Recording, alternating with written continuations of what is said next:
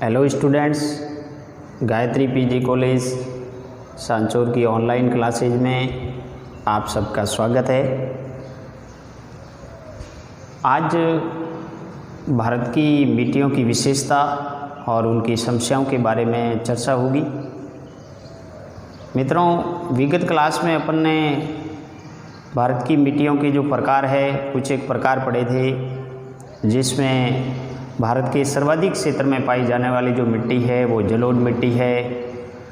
जलोढ़ मिट्टी उत्तर भारत के विशाल मैदान में ज़्यादा पाई जाती है। ये मिट्टी है वो यानी अक्षेत्रीय मिट्टी है, इसमें पोटाश की मात्रा अधिक होती है। ये उपजाऊ मिट्टी की श्रेणी में आती है।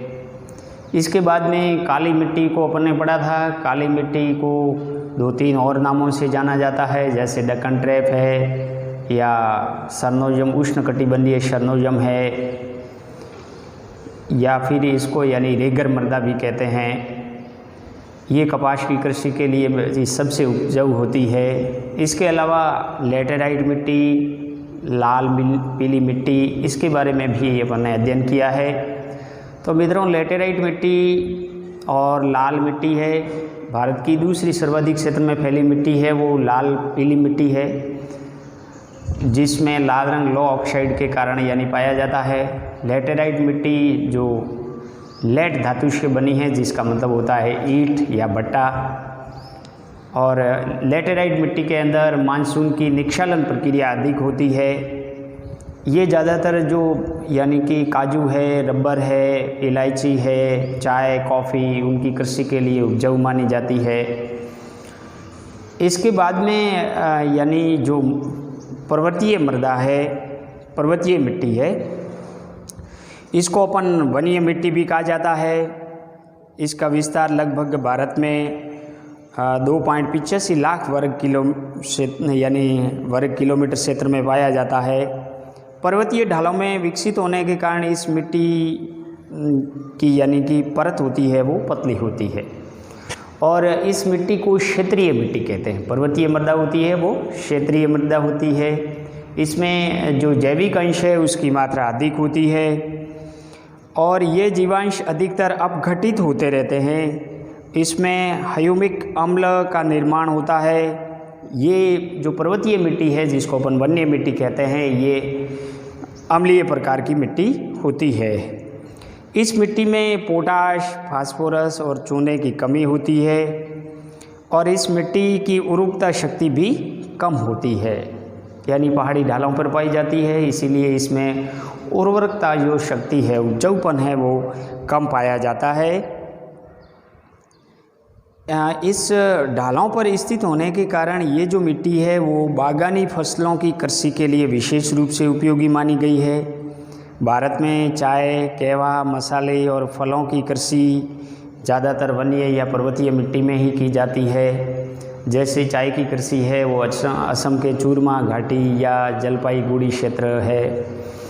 तो इन क्षेत्रों के अंदर यानी पहाड़ी जो ढाल क्षेत्र है, जहाँ कॉफ़ी और चाय की कृषि के लिए वन्य मृदा का प्रयोग किया जाता है, पर्वतीय मृदा उपजाऊ मानी जाती है। और जनजातियों के द्वारा, जो भारत की जनजातियां हैं, जो उत्तरी पूर्वी भारत के अंदर खूब सारी जनजातियां हैं, इन जनजातियों के द्वारा पहाड़ी क्षेत्रों में झूमिंग कृषि की जाती है, यानी स्थानांतरण कृषि की जाती है, जिसको उत्तरी पूर्वी भारत में झूमिंग कृषि कहते हैं। तो जनजातियों के द्वारा पहाड़ी ढालों पर झूमिंग कृषि भी पर्वतीय मृदा क्षेत्रों में की जाती है। जो पर्वतीय मृदा है ये भारत में मुख्यतः हिमालय क्षेत्र, उत्तरी पूर्वी भारत के पहाड़ी क्षेत्र, पश्चिमी और पूर्वी घाट, प्रायद्वीपीय भारत के पहाड़ी क्षेत्रों में पाई जाती है। वनों की कटाई और कृषि कार्य के विस्तार से इस प्रकार की मृदा में भूमि क्षरण की एक गंभीर समस्या वर्तमान में उभर कर के सामने आई है।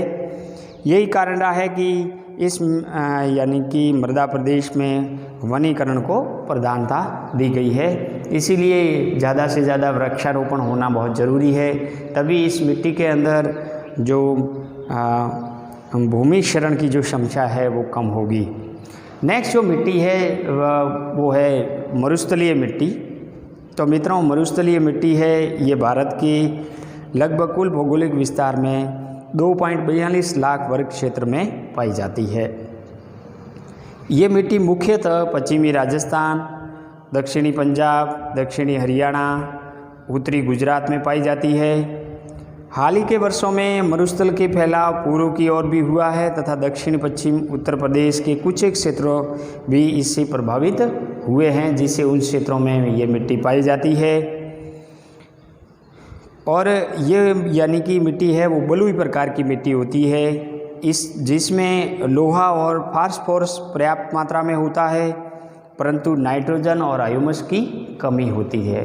जो मरुस्थलीय मृदा है उसको बलुई मिट्टी भी कहा जाता है। इसमें नाइट्रोजन और ह्यूमस की कमी होती है, जबकि लोहा और फास्फोरस पर्याप्त मात्रा में पाया जाता है। इस मिट्टी में यानी मुख्यतः मोटे अनाज की कृषि की जाती है।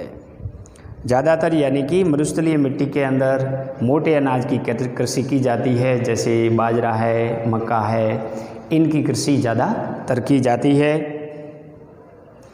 और जहाँ सिंचाई की पर्याप्त सुविधा है वहाँ पे कपास और गेहूं की कृषि भी होती है। जैसे श्री गंगानगर और हनुमानगढ़ या पश्चिमी राजस्थान का जो क्षेत्र है, जहाँ इंदिरा गांधी नहर सिंचाई परियोजना की सुविधा उपलब्ध होने से वहाँ गेहूं की और चावल की कृषि भी होती है। और राजस्थान के अंदर जो श्री गंगानगर हनुमानगढ़ ज़िले हैं, ये सर्वाधिक सिंचित क्षेत्र की श्रेणी में आते हैं। और यहाँ यानी जो मिट्टी पाई जाती है वो मरुस्थलीय प्रकार की मिट्टी पाई जाती है, लेकिन वहाँ पे कपास की कृषि है, गेहूं की कृषि है और चावल की कृषि भी की जाती है, क्योंकि सिंचाई की पर्याप्त सुविधाएं हैं। लेकिन उतनी मरुस्थलीय मिट्टी होती है वो पूर्ण रूप से यानी उपजाऊ नहीं होती है। मरुस्थलीय मिट्टी में मूंगफली की कृषि भी की जाती है। जैसे बीकानेर के अंदर, बीकानेर ज़िले के अंदर ज़्यादातर यानी मूंगफली की कृषि की जाती है। तो ये जो बलुई या मरुस्थलीय मिट्टी है, इसमें बाजरा है, ग्वार है, या जो यानी कि बारानी फसलें जितनी भी आती है उसकी कृषि की जाती है। मूंगफली की कृषि भी की जाती है। इसके अलावा जहाँ सिंचाई की व्यवस्था है वहाँ पे सरसों है या गेहूं की कृषि है या अन्य जो यानी कि फसलें हैं, जैसे पश्चिमी राजस्थान में खास करके जहाँ बाड़मेर, जालोर का और जैसलमेर का भाग है, जोधपुर का है, वहाँ जीरे की कृषि होती है, इसबगोल की कृषि होती है। ये रबी की फसलें भी इस मरुस्थलीय मिट्टी में बोई जाती है, लेकिन जहाँ सिंचाई की पर्याप्त व्यवस्था है उन्हीं क्षेत्रों में बोई जाती है। बाकी बारानी कृषि की जाती है इस मिट्टी के अंदर। नेक्स्ट जो यानी नमकीन और क्षारीय मिट्टी है, जिसको अपन लवणीय और यानी क्षारीय मृदा कहते हैं। तो लवणीयता और क्षारीयता भारतीय मृदा की प्रमुख समस्या रहती है। इसमें भारतीय मिट्टी के अंदर लवणीयता और क्षारीयता अधिक पाई जाती है। इस जो लवणीय मिट्टी है इसको अपन रे, कलर या ऊसर के नाम से भी जाना जाता है। यानी जो लवणीय और क्षारीय मिट्टी है इसको रे, कलर, ऊसर, रे, कलर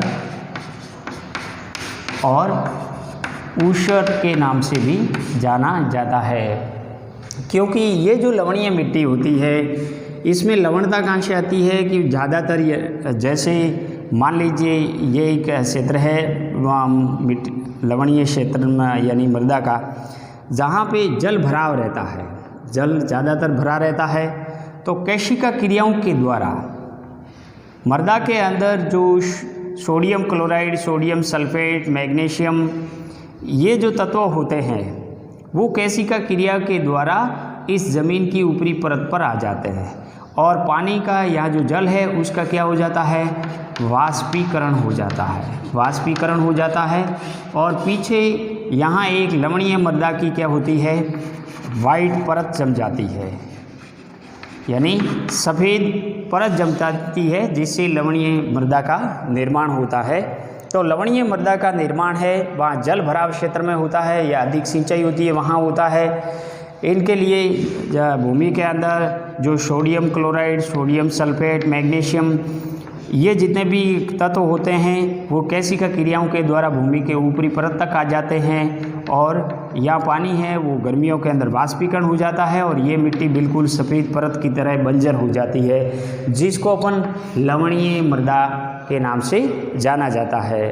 अब लवणीय मिट्टी के उपचार के लिए जिप्सम का प्रयोग किया जाता है, तो इसे रे कलर या ऊसर के नाम से भी जाना जाता है। ये मिट्टी 1,00,000 वर्ग क्षेत्र किलोमीटर 1,00,000 वर्ग किलोमीटर क्षेत्र में पाई जाती है और ये मिट्टी छिटपुट रूप से पाई जाती है, यानी सभी जगह लगभग छितराई हुई पाई जाती है। इस मिट्टी के विकास वैसे क्षेत्रों में हुआ है जहाँ जल निकासी की समुचित व्यवस्था का अभाव है, यानी जहाँ जल भराव रहता है, जल निकासी नहीं होती है, वहाँ इस लवणीय मृदा का यानी कि निर्माण अधिक हुआ है। ऐसी स्थिति में केशिकाकर्षण की क्रिया के द्वारा सोडियम, कैल्शियम और मैग्नीशियम के यानी लवण मृदा के ऊपरी सतह पर निक्षेपित हो जाते हैं और फलस्वरूप इस मिट्टी में लवण की मात्रा काफ़ी बढ़ जाती है और समुद्री तटीय क्षेत्रों में ज्वार के समय भी नमकीन जल की भूमि पर फैल जाने के कारण भी लवणीय मृदा का निर्माण होता है। लवणीय जो मिट्टियां हैं इसमें सोडियम क्लोराइड, सोडियम सल्फेट की मात्रा अधिक होती है, जबकि क्षारीय मृदा के अंदर सोडियम बाइकार्बोनेट की मात्रा अधिक होती है। ऐसी मृदाओं में नाइट्रोजन की भी कमी होती है।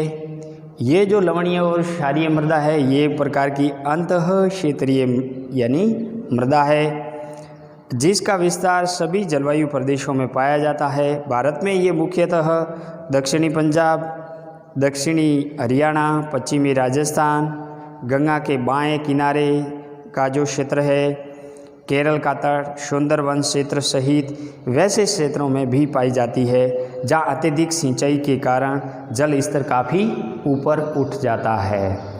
तो ऐसे क्षेत्रों में भी पाई जाती है जहाँ जल स्तर काफ़ी ऊपर उठ जाता है, जहाँ क्षारीय मृदा पाई जाती है। ये एक अनुपजाऊ मृदा होती है। तटीय क्षेत्रों में इस मृदा में नारियल और ताड़ के वृक्ष की कृषि की जाती है। इस मृदा के सुधार के लिए कुछ उपाय भी किए जा सकते हैं, जैसे हरी घास या जिप्सम का प्रयोग करके लवणीय मृदा का उपचार किया जा सकता है। जल निकासी की उत्तम व्यवस्था करके खेतों में जल यानी कि खेतों को जल से भरकर या लवण में घुल जाने के पश्चात जल को बहाकर भी इसका निराकरण किया जा सकता है। नहरों से रिसने वाले जल पर काबू पाना और समुचित सिंचाई की व्यवस्था अपनाना से भी लवणीय मृदा काफ़ी हद तक कम की जा सकती है। तो मित्रों, जो लवणीय और क्षारीय मृदा है ये भारतीय मृदा की प्रमुख समस्या बनी हुई है और ये पश्चिमी राजस्थान, दक्षिणी पंजाब, हरियाणा का क्षेत्र, उत्तरी गुजरात का क्षेत्र है। इस क्षेत्र में लवणीय मृदा पाई जाती है और सुंदरवन डेल्टाई जो क्षेत्र वगैरह है वहाँ पर क्षारीय मृदा भी पाई जाती है। कच्छ के रण में लवणीय मृदा भी पाई जाती है। इसके अलावा जहाँ जल भराव की यानी कि मात्रा अधिक होती है या जल निकासी की समूची व्यवस्था नहीं होती है वहाँ पर भी लवणीय एवं क्षारीय मृदा पाई जाती है। जैसे अपन श्री गंगानगर की बात करें तो श्री गंगानगर के सूरतगढ़ का जो क्षेत्र है वहाँ एक समस्या उभरी है जिसका नाम है शैम की समस्या। ये जो शैम की समस्या है, शैम की समस्या, ये जो शैम है ये भी एक प्रकार का यानी लवणीय और क्षारीय मृदा का रूप है। यानी कि वहाँ पे इंदिरा गांधी नहर के आसपास गहन कृषि अधिक होने से, चावल है या गेहूँ है, इसकी कृषि अधिक होने से जो भूजल स्तर है, जो ग्राउंड वाटर लेवल है, वो बिल्कुल धरातल पर आ गया है और पूरा भाग यानी कि दलदल जैसा हो गया है। पूरी भूमि बंजर हो गई है, दलदली हो गई है, वहाँ किसी भी प्रकार की कृषि नहीं की जा सकती है। इस प्रकार की जो समस्या होती है जिसको अपन शैम की समस्या कहते हैं, ये मृदा का क्षारीय रूप है। ये मृदा पूरी क्षारीयता हो गई है। इसके उपचार के लिए यानी रॉक फॉस्फेट का उपयोग किया जाता है, जिप्सम का भी उपयोग किया जाता है और अधिक से अधिक वनस्पति लगाई जाती है ताकि जो ग्राउंड वाटर लेवल है वो एक नियंत्रण रेखा तक बना रहे, बिल्कुल धरातल तक नहीं आए, मिट्टी क्षारीय नहीं बने। नेक्स्ट जो मिट्टी है सब यानी कि भारत की जो पीट या जैविक मृदा है, पीट या जैविक मृदा। पीट या जैविक मृदा ये मिट्टी लगभग 1 लाख वर्ग किमी क्षेत्र में पाई जाती है। भारत के अंदर 1 लाख वर्ग किमी क्षेत्र में पाई जाती है। दलदली क्षेत्रों में काफ़ी अधिक मात्रा में जैविक पदार्थ जमा हो जाने के कारण इस मिट्टी का निर्माण हुआ है। इस प्रकार की मिट्टी काली, भारी और काफ़ी अम्लीय भी होती है। केरल में इस प्रकार की मिट्टी में नमक के अंश पाए जाते हैं, जिसे कारी कहा जाता है। केरल के अंदर इस मिट्टी को कारी कहा जाता है। ये मिट्टी मुख्यतः केरल के अलेप्पी जिला, उत्तर प्रदेश का अल्मोड़ा, सुंदरवन डेल्टा और निम्न जो डेल्टाई क्षेत्र है उन क्षेत्रों में पाई जाती है।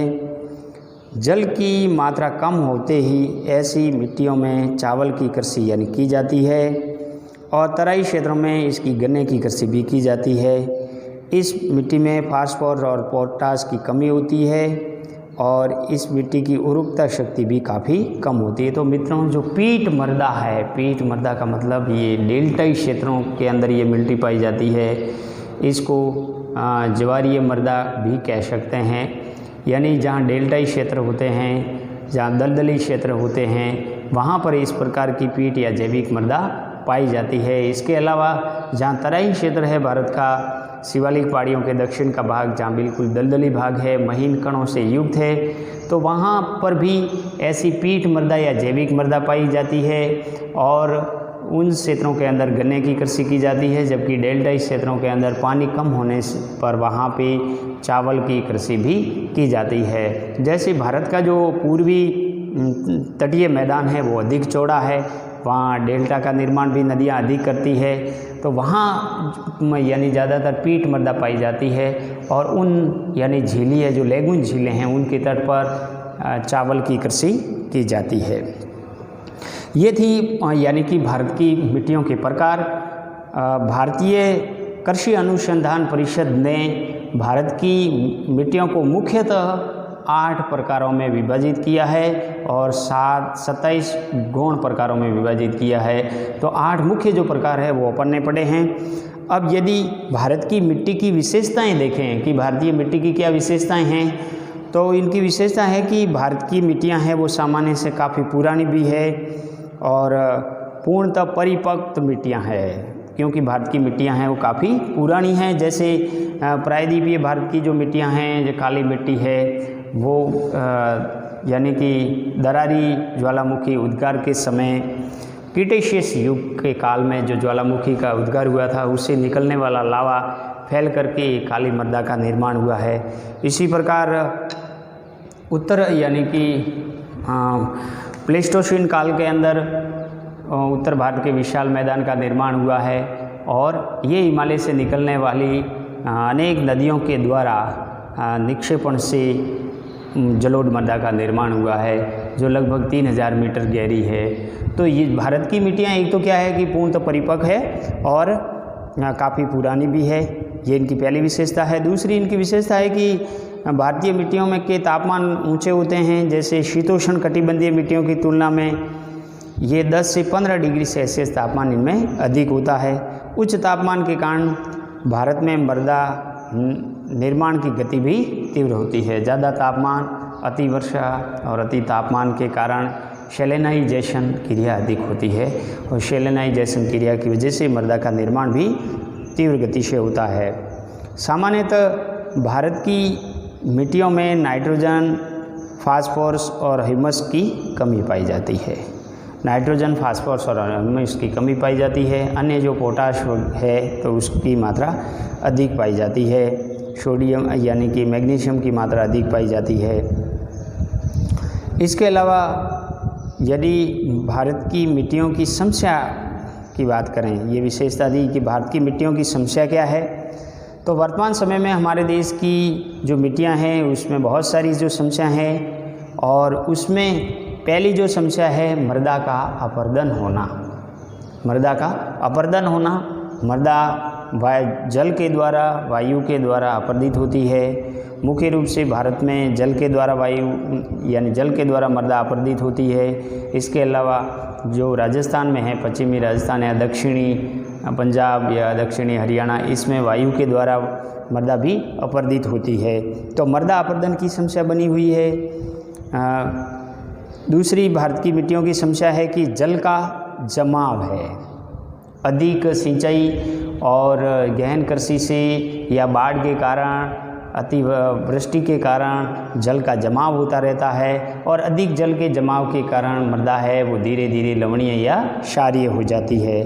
तो ये जल के जमाव की समस्या है। अम्लीयता, लवणीयता, क्षारीयता की समस्या है। बंजर भूमि की समस्या है। भारत के अंदर जो मिट्टी है, भूमि है, वो बंजर होती जा रही है। यानी बंजर क्यों होती है, इसके बहुत सारे कारण रहे हैं, जिसमें लवणीयता, क्षारीयता की वजह से भी भूमि बंजर हो जाती है।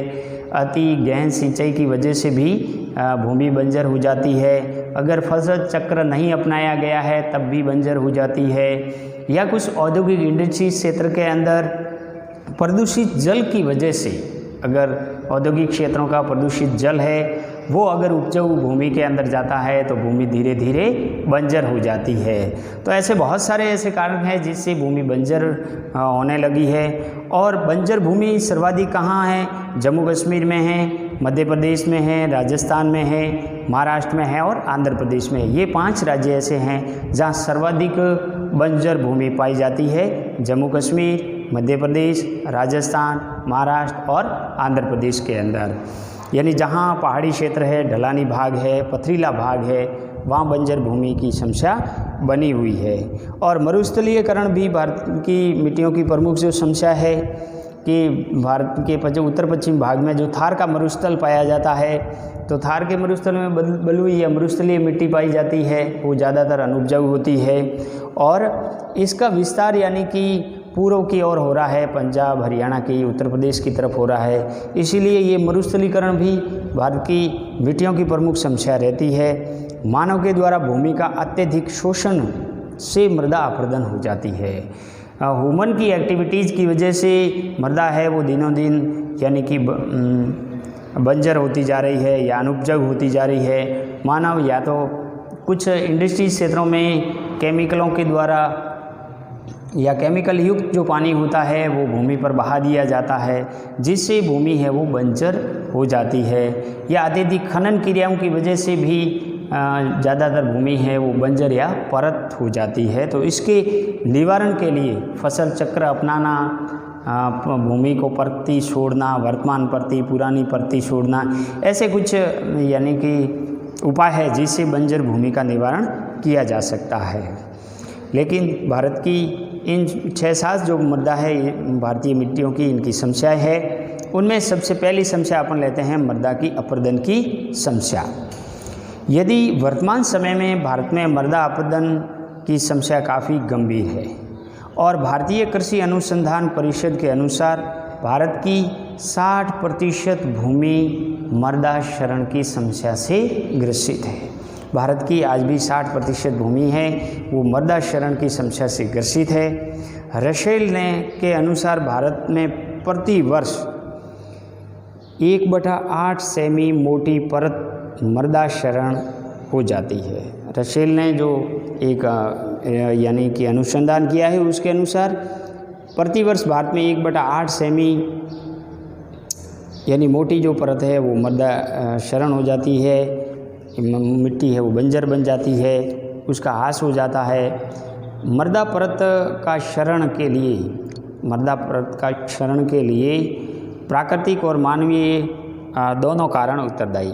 मृदा परत का जो क्षरण हो रहा है, मृदा की ऊपरी जो परत होती है, जो उपजाऊपन होती है, उसका जो ह्रास हो रहा है, उस ह्रास के लिए यानी ज़्यादातर जो उत्तरदायी कारक आते हैं वो कारक आते हैं कि एक तो प्राकृतिक है और एक मानवीय है। मानव सबसे ज़्यादा अपनी एक्टिविटीज़ के द्वारा मृदा का उपरीक्षण हो जाता है या उसका अपरदन करने या बंजर करने के लिए या मृदा क्षरण करने के लिए जिम्मेदार है।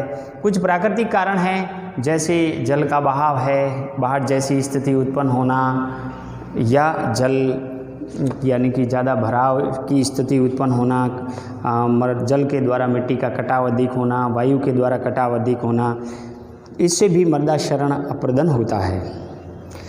हाल ही के वर्षों में मानव के द्वारा कृषि भूमि का अवैज्ञानिक प्रयोग के कारण मृदा अप्रदन की समस्या गंभीर होती जा रही है। चंबल नदी द्रोणी में बीहड़ विस्तृत है और मध्य प्रदेश के ग्वालियर, मोरैन, भिंड जिलों में तथा उत्तर प्रदेश के आगरा, इटावा, जालोर जिलों में बीहड़ 6 लाख हेक्टेयर भूमि में फैले हुए हैं। तमिलनाडु के दक्षिण व उत्तरी अंटार्कटिक, कन्याकुमारी, तिरुचिरापल्ली, चिंगलुपुत, सेलम, कोयम्बतूर यानी कि ज़िलों में बीहड़ पाए जाते हैं और पश्चिमी बंगाल के पुरुलिया ज़िले में भी कंक्षावती नदी के ऊपर जल ग्रहण क्षेत्र में अनेक अवनालिकाएँ और बीहड़ क्षेत्र है और देश की लगभग 8000 हेक्टेयर भूमि प्रतिवर्ष बीहड़ बन जाती है। ये जो बीहड़ की समस्या है, बीहड़ की समस्या होती क्या है कि नदी के मुख्य नदी के दोनों किनारों पर जो उनकी सहायक नदियाँ हैं या छोटी छोटी पानी की धाराएं होती है, वो आसपास की ज़मीन को काट करके गहरी नालियाँ और खाई बना देती है। ये जो मुख्य नदी के आसपास का बेसिन का जो क्षेत्र है, वहाँ का जो भाग है वो बिल्कुल गहरी नालियों और खाइयों जैसा हो जाता है, उसको अपन बीहड़ क्षेत्र कहते हैं। इससे वहाँ कृषि करना मुश्किल हो जाता है या कृषि नहीं होती है। अगर फसलें लगाई भी जाती है तो उन पानी के कटाव की वजह से वह फसलें नष्ट हो जाती है। इसीलिए भारत में यानी कि बहुत सारी ऐसी नदियाँ हैं जिसके आसपास के क्षेत्र है वो बीहड़ बनते जा रहे हैं। और जैसे राजस्थान के अंदर जो चंबल नदी है, जो चंबल नदी में धौलपुर, सवाई माधोपुर और करौली जिलों के आसपास अवनालिकाएँ अप्रदन ज़्यादा होता है और वहाँ पे बीहड़ क्षेत्र अधिक पाए जाते हैं और जिससे वो इस मिट्टी में कृषि नहीं की जाती है। तो भारत के यानी कि चंबल नदी का जो बीहड़ क्षेत्र है उसको उत्खात भूमि के नाम से भी जाना जाता है।